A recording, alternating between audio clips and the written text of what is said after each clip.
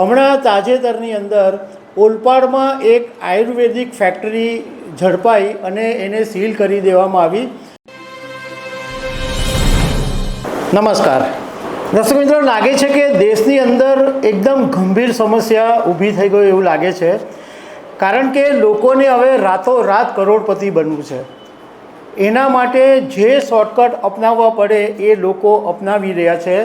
નકલી વસ્તુ બનાવવાની ફેક્ટરીઓ ઝડપાઈ છે, ભ્રષ્ટાચાર તો ખુલ્લે આમ અધિકારીઓના પકડાઈ રહ્યા છે, અને એ સિવાય પણ ઘણી બધી એવી બાબતો છે કે જેમાં એવું લાગે છે કે લોકોને શોર્ટકટ અપનાવીને રાતોરાત કરોડપતિ બનવું છે.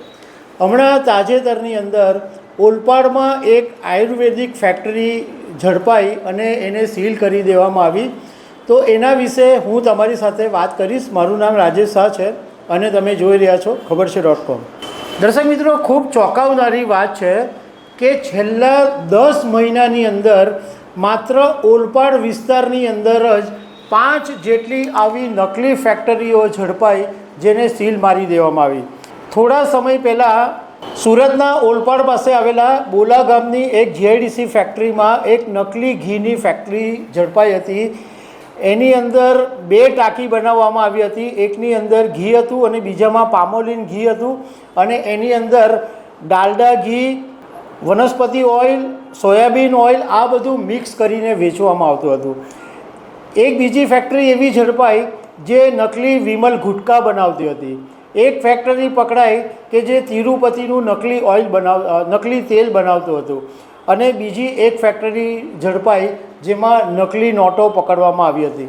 હવે તાજેતરની અંદર હમણાં 2 ઓગસ્ટના દિવસે જ ગાંધીનગરના ફૂડ એન્ડ રેગ્યુલેશન વિભાગે દરોડા પાડ્યા અને ઓલપાડની અંદર જોગી હર્બાસ્યુટિકલ્સ પ્રાઇવેટ લિમિટેડ નામની એક ફેક્ટરી ચાલતી હતી, એમાં દરોડા પાડવામાં આવ્યા અને એવી ખબર પડી કે મંજૂરી કે લાયસન્સ લીધા વગર આ દવાઓનું ઉત્પાદન કરવામાં આવતું હતું. બધી આયુર્વેદિક દવાઓ જ હતી, અને અધિકારીઓએ રેડ પાડી અને 15 નમૂના લઈને 11.60 લાખનો મુદ્દામાલ જપ્ત કરી લીધો છે.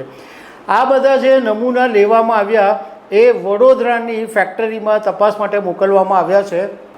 ફૂડ એન્ડ ડ્રગ રેગ્યુલેશન વિભાગના કમિશનર એચ.જી. કોશિયાએ મીડિયા સાથેની વાતમાં એવું કીધું કે અમે આ રિપોર્ટ આવ્યા પછી કાયદેસરની કાર્યવાહી કરીશું. હવે આ જે જોગી હર્બાસ્યુટિકલ્સ પ્રાઇવેટ લિમિટેડ છે એ 2 વ્યક્તિઓ ચલાવતા હતા. એક ડિરેક્ટર નિલેશ જોગલ અને ડૉક્ટર દેવાંગી જોગલ. અમે થોડીક તપાસ કરી તો ખબર પડી કે સોશિયલ મીડિયામાં આ બંને જે નિલેશ જોગલ અને ડૉક્ટર દેવાંગી જોગલ છે એમનો જબરજસ્ત પ્રભાવ છે, અને યુટ્યુબ પર જ ખાલી 2.12 લાખ જેટલા એમના ફોલોઅર્સ છે. ફેસબુક પર બી એમના ઘણા બધા ફોલોઅર્સ છે, અને એટલા બધા વિડીયોઝ એમના વાયરલ છે કે જેમાં કબજિયાત વિશેની વાત તેઓ કરતા નજરે પડે છે. વારના પ્રોબ્લેમ હોય એના વિશે ચર્ચા કરતા નજરે પડે છે. આહાર વિશેની વાતો કરતા નજરે પડે છે. આળસથી છુટકારો મેળવવો કેવી રીતના એના વિશે પણ એમણે બધી વાતો વિડીયોમાં કરેલી છે.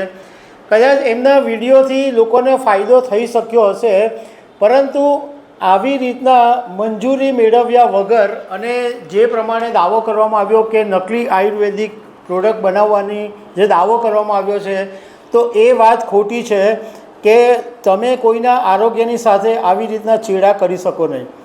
આ જે ફેક્ટરી આયુર્વેદની ઝડપાઈ એમાં કવાદ ચૂર્ણ અને જોઈન્ટ રિલીફ ઓઇલની અલગ જે પ્રકારની આયુર્વેદિક દવા હતી એનું ઉત્પાદન થતું હતું, અને મોટા પાયે ઉત્પાદન કરવામાં આવી રહ્યું હતું. એટલે સરકારની કોઈ બી મંજૂરી લીધા વગર આવી રીતના જોખમ ઉઠાવે છે લોકો, કારણ કે લોકોને રાતોરાત કરોડપતિ થવું છે. તો દર્શક મિત્રો, આવી અનેક વાતો સાથે અમે તમને મળતા રહીશું. Thank you very much.